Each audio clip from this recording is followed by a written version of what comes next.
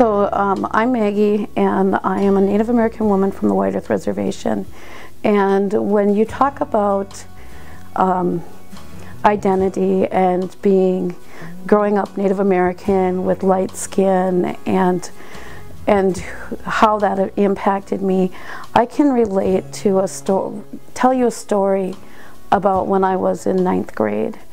And this is before I had any knowledge of racism or any experience as to what racism was or prejudice. Because I grew up in an area where I went to Callaway School, which was on the White Earth Reservation, and all of the kids there, we just all got along. There wasn't Indians and there wasn't white guys. We were just all kids. We were all students. Because I grew up as a Native American person, my friends were, of course, Native American, and the majority of them had darker skin. And this teacher had taken me out of the classroom to talk to me about my grade, having been lower than what my normal GPA was. And he advised me that I shouldn't be hanging around with the Indian kids from the reservation, which really astounded me because I was one of those Indian kids from the reservation, although maybe I didn't look like it. And so I never knew at that time that that was, racism coming into play. But as I've gotten older and been educated, it was absolutely a racist, question towards me. Why are you with those Indian kids from the reservation, basically?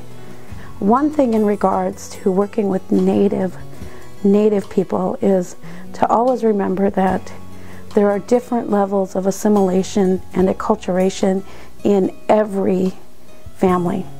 On every reservation, it's different. Some of our families are very traditional. They practice the traditional religious practices, and others are very much Western religion, Christian or Catholic, Episcopal, and they don't practice many of our traditional practices.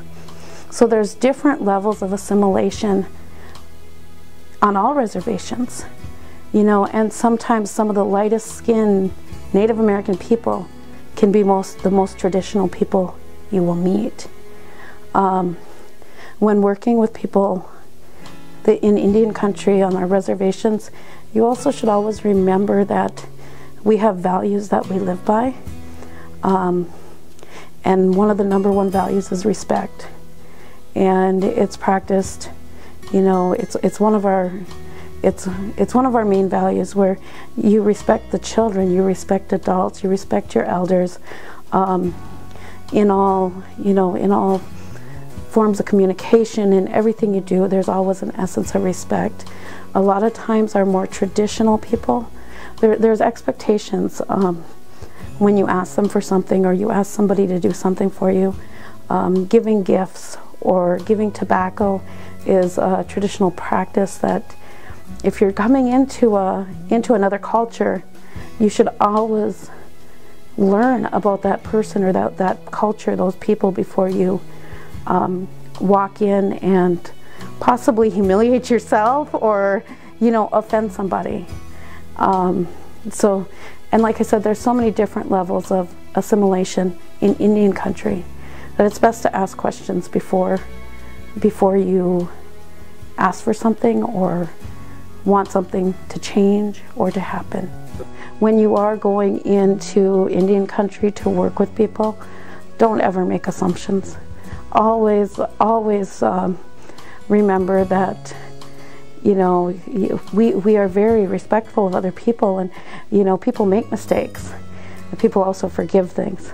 And working with the Indian people is the same as working with most other people. I've got to say, sometimes Native American people are a little more cautious to work, especially with white or Caucasian people, and it's because of all of the history.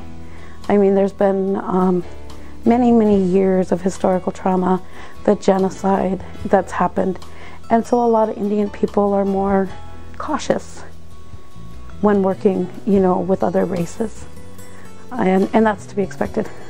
the opportunities that 4-H gives, and just the experience and the learning that you receive in doing these 4-H projects activities.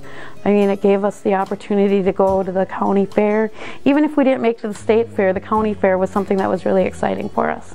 The other thing that I think we did that was just awesome was to share the fun skits that we shared, and just the laughter and the good times, and really the club experience, being together with other families. It wasn't just other kids.